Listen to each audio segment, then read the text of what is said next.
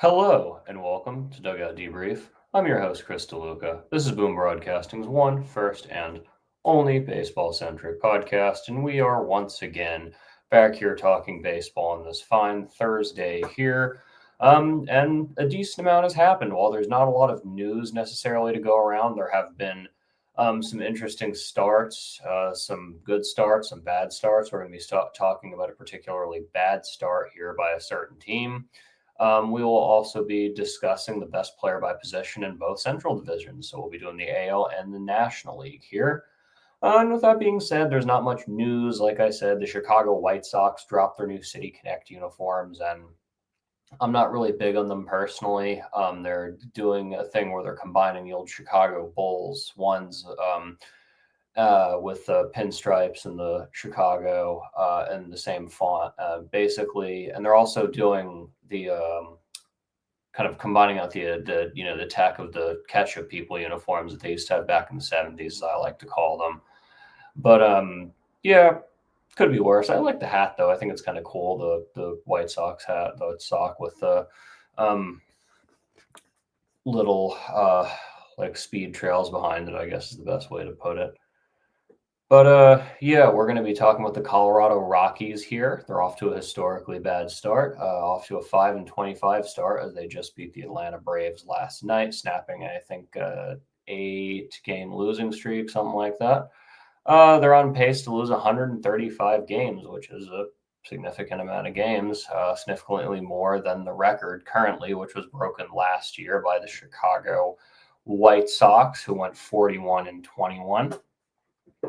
And they just don't develop their talent. I mean, Ryan McMahon has been subpar. Zach Veen has not consistently been really up at all.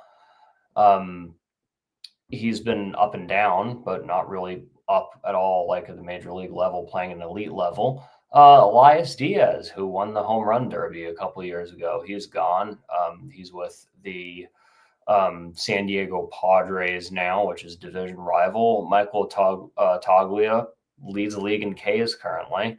And the Chris Bryant deal is just a disaster. I mean, he's been better, but he's not been worth $182 million. That's for certain.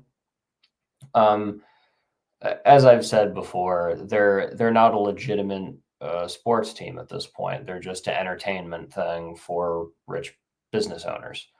I think that their entire purpose now is to be a place where CEOs, high ranking executives of companies that are based out of Denver and the Denver area can just bring their stakeholders, bring their stockholders, and entertain them and just sit in an executive box. I mean, that's really, I think, all they're good for at this point, and they're not even trying to compete. I think it's terrible for the game. And at this point, as bad as John Fisher and the A's, I mean, just the lack of wanting to do anything. Your entire pitching staff are fly ball pitchers, and you are playing in a ballpark that gives up the most home runs. You're playing the least pitcher friendly ballpark in all of baseball. So, especially with fly ball pitchers, I don't get their strategy. I really don't get what they're doing. But here they are. Here they are continuing to operate as a baseball team. I mean, if they want to call them that, but terrible for the game, makes it look bad. And I would love to see them go on a run, but that's the thing is these teams from the 90s, these expansion teams, whether if it's the Marlins and the Rays, generation, whatever it may be, they're not young teams anymore. And if you're looking at those two expansions, the Diamondbacks have made two World Series and won one of them in 2001. The Tampa Bay Rays have made two World Series, had two good runs. The Marlins have made the playoffs three times, won the World Series twice, and the Rockies made the World Series once and got completely embarrassed by the Boston Red Sox and have essentially been irrelevant outside of a couple wild card berths. So even if you're thinking about the teams that are absolutely terrible, whether if it's ownership or whether if it's just quality of play, they've made the playoffs recently. The A's made the playoffs in 2020. The White Sox is 2021, something like that, 2021, 2022. And there's at least some sign of movement, movement or at least effort. But the Rockies have just sat there and continued to play at their same level, and I don't think they're going to change. With that being said, we're going to be going over the best players by each position in the American League Central, National League Central. We're going to be starting with the American League here, and we're going to be starting with starting pitcher. We're going to be doing starting pitcher, relief pitcher, catcher, first base, second base, third base, shortstop, left field, center field, and right field. We'll also be doing, we got DH here too. So we'll be doing that for both. We'll be doing it for the National League Central as well. And we'll be starting with Tarek Skubal. I mean, I don't think that much can be said. I mean, the reigning Cy Young Award winner, he's had a pretty solid start to this year, 1.4 WAR, 3-2. He's has a 2.34 ERA. And I'm following with Pablo Lopez, Joe Ryan, 2 Minnesota Twins there as some honorable mentions. We also got Chris Bubrick and Casey Mize, who has weirdly been off to a really good start. Not in a lot of people's bingo cards. 4-1 start with a 2.12 ERA. So give me Casey Mize there, right there as the last honorable mention. We have another tie when it comes to relief pitchers here because, like I said in the last episode, we were breaking down the Eastern divisions. This is based on career and 2025. So we're kind of taking both. We're taking both factors. We're just not having injured players. That's the only factor here. So that might throw a little wild card in here. So we have a tie for relief pitcher. Johan Duran of the Minnesota Twins is going to be my first one. He has a 1.46 ERA, and he is sitting currently at only 2 saves, but he'll be getting up there. Don't worry about that. And then obviously next we have Emmanuel Clase. I mean, someone who is really, really struggling this year. 6.57 ERA. But still, not been absolutely terrible. And, you look at his past stats. Last year had one of the best relief pitcher seasons ever at a 0.61 ERA. And he had 47 saves the year before. He had 44. The year before, he had 42. So if he can pull it back together, I think he makes a case for the Hall of Fame. And honorable mention to Cleveland Guardian Hunter Gaddis. Next, the Kansas City Royals have their, I don't think it's their sole representative, one of their 2 representatives, and that's Salvador Perez at catcher. And this is one that's kind of hard to really judge because the AL Central just doesn't have a lot of great catchers. I mean, there's Ryan Jeffers, who is my honorable mention, but even still, even into his age 34 season, Salvador Perez has been solid 2.25 ERA this year. Batting average, excuse me.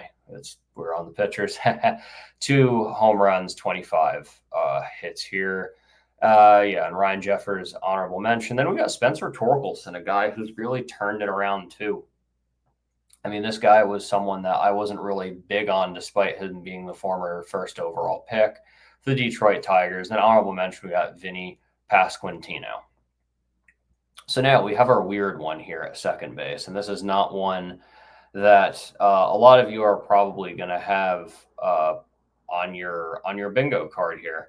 It's Lenyn Sosa. We actually have a Chicago White Sox at second base. He's batting .260, has 2 home runs and 26 hits. He has a positive WAR. He's one of the only players on the White Sox with a positive WAR. But honorable mention, Jonathan India, who's off to a very weak start for the Kansas City Royals. But yeah, we have a Chicago White Sox. And that's kind of funny because I was thinking back to the past lists, and we didn't have any Nationals, we didn't have any Marlins, didn't have any Rays. But now we have one from the consensus worst team out of both divisions. So Lenyn Sosa, third base, I'm not even going to elaborate on. It's Jose Ramirez. I mean, I don't know what else much can be said. Future Hall of Famer, routine Gold Glove this year. He's batting .255, already 5 home runs, 26 hits. Just a fantastic career, 51.9 WAR. not much can be said about that. And then the same can't, really be said for shortstop. It's Bobby Witt Jr., 316, 2 home runs, and 36 hits. He's my MVP pick for the American League, by the way. We called that earlier in Dugout Debrief. For MVP, we need our awards here. Honorable mention, Carlos Correa, who's also kind of getting his career back together. We got Stephen Kwan here in left field. Now, outfield's kind of hard to do because you got guys shuffling around outside of our center field pick. Give me Stephen Kwan. Give me Kerry Carpenter. Had a great playoff in 2024, by the way, too, from the Detroit Tigers. Honorable mention. Byron Buxton, again, turning it around. He's the one that doesn't really move as much as a lot of outfielders necessarily by position. 238 this year and already got 6 home runs. And give me Luis Robert Jr., a guy who just really needs a change, I think, of scenery.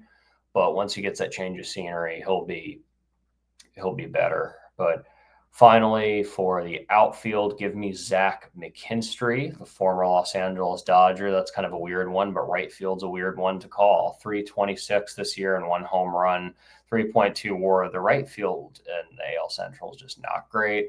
Young Kenzie Noel is my honorable mention, who has not been fantastic. I mean, Big Christmas had a great playoff again, but strikes out a lot. Finally, designated hitter, we got the former first overall pick in Kyle Manzardo, already coming up, already being really, really good for Cleveland. Honorable mention, Miguel Garcia, who's also having a great year.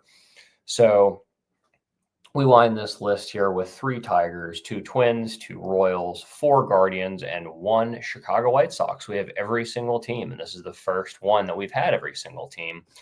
And spoiler alert, actually, no, never mind. We have 1 on every team for the next one. So I was about to say for both of these. But again, we have ties, so we end up with 12, which is a little bit weird.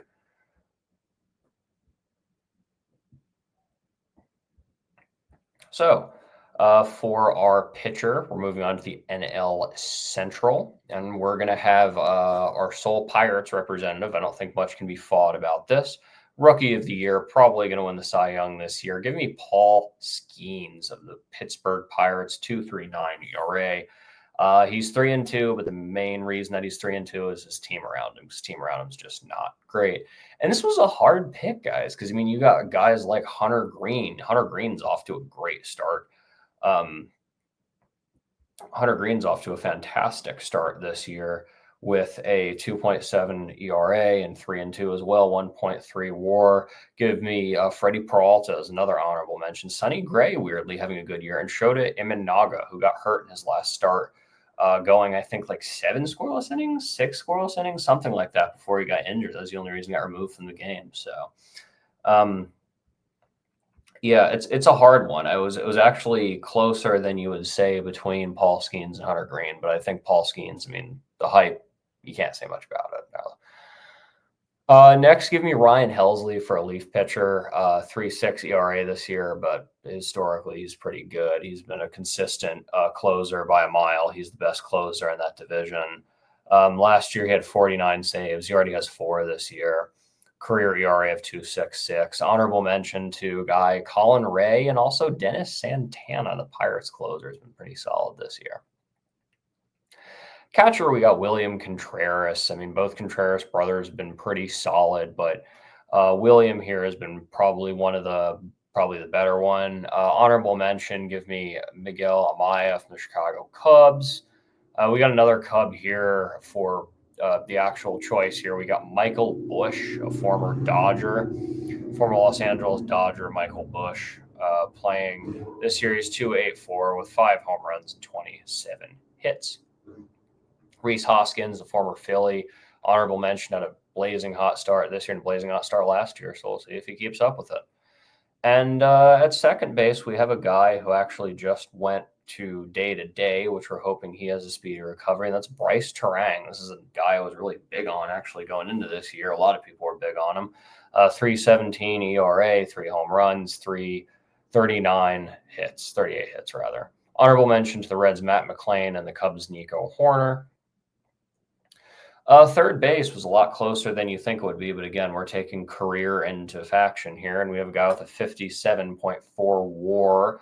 with well over 1,000 hits. Will probably reach 2,000 hits in his career. 255 this year, 3 home runs, 26 hits, and 102 at bats with almost a 1 WAR at 0.9. Give me Nolan Arenado. This man just wins Gold Gloves every single year at that corner here at that hot corner. 10 Gold Gloves, 8 All Stars, 5 Silver Sluggers. Honorable mention to Ke'Bryan Hayes, a guy that I really want to turn around, but it's been a little bit of a struggle. 235 this year, 257 career, but he'll get there. He'll get there. Shortstop is one of the most electric players in the league, and Elly De La Cruz batting 270 with 5 home runs this year. And I mean, the big factor with him too is stolen bases. Stole 67 last year, and he's stolen 11 this year. Hopefully, he can keep that pace up, man. Yeah, Elly De La Cruz, great for the game. Dansby Swanson, honorable mention, also really good. We have our tie here. I told you that we have ties in both. We have Jackson Chirino, who's had kind of a rough start to this year. He won the Rookie of the Year last year, tied with Ian Happ. So we got a Brewer and we got a Chicago Cub on our list. But or did not win Rookie of the Year. Almost won Rookie of the Year. My apologies. He did not win Rookie of the Year in the National League. So we had Paul Skeens.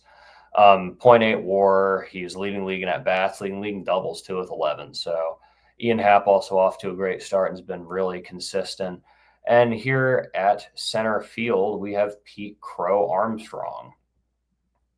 Pete Crow Armstrong took a big step up compared to last year after a rough rookie start. 2.84 ERA, 33 home runs, 33 hits, 6 home runs. By a mile the best center fielder in the National League Central. Honorable mentions go to Victor Scott, a former Mountaineer. Go Victor Scott. And O'Neal Cruz, too, a guy who's just really powerful but has really struggled to put it together early in his career. For right field, we have really probably one of the prizes of the offseason. That's not named Juan Soto, and that's Kyle Tucker at a 1.4 WAR, 288, 7 home runs, and 34 hits, and he's looking every single penny worth that contract they gave him. Honorable mention to the man himself, Andrew McCutchen. We hope he has a great last few years here in the league. And DH is Seiya Suzuki, with an honorable mention to Brian Reynolds, another guy I really think can turn it around. So the Pirates have 1, the Cubs have 5, the Brewers have 3, the Reds have 1, and the St. Louis Cardinals have 2. So for both divisions, we have representatives from each team, which did not happen last week because both times last week we had multiple teams without representatives. So it's time for our power rankings here. And again, shout out to Cody from Drew Code Sports Talk for doing this every single week. Graphics wise, posting on Boom Broadcasting's socials here. We love to see it.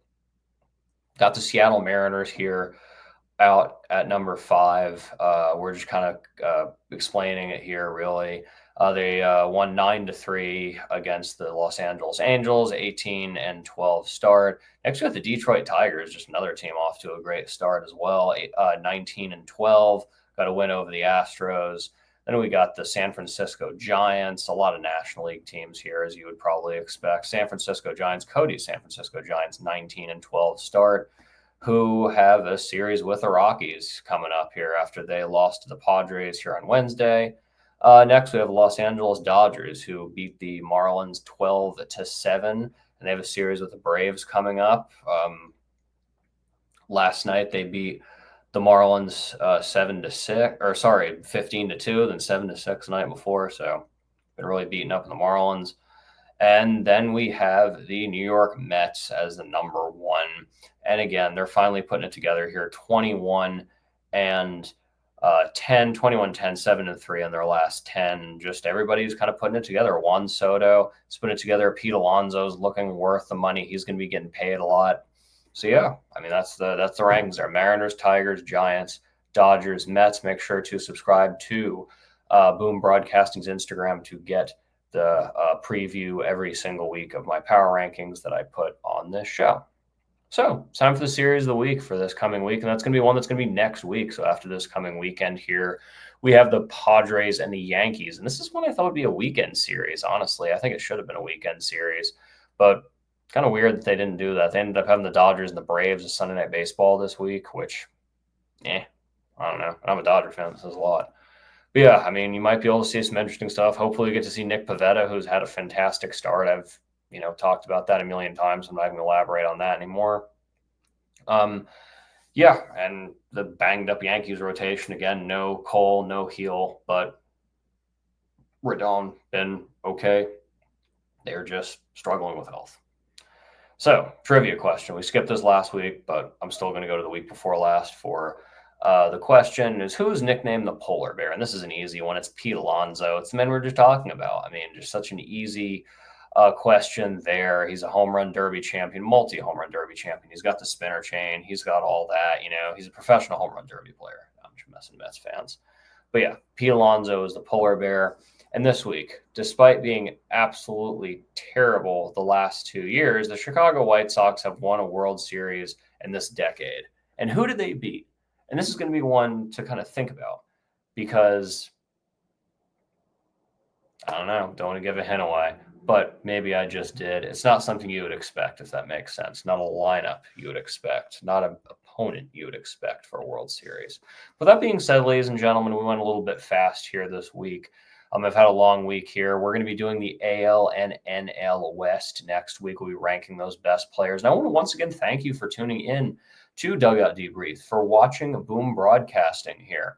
We have great shows on here. We have It Stinks. We have movie reviews too now, which is awesome. We had a fantastic coverage of the NFL draft. We did a marathon of the NFL draft, a 4-hour show led by Aaron Schneider, led by Carson Williams. Shannon was there. I was there. Jason was there. Michael was there. Cody was there. Just everybody you can imagine was there. It was a great show. So make sure to tune in to the Gridiron Address. Make sure to tune to Hoops and Helmets. Make sure to tune in to Out of Pocket. You'll see me there sometimes. But ladies and gentlemen, with that being said, this has been Dugout Debrief. I'll see you next week. Thanks for tuning in once again.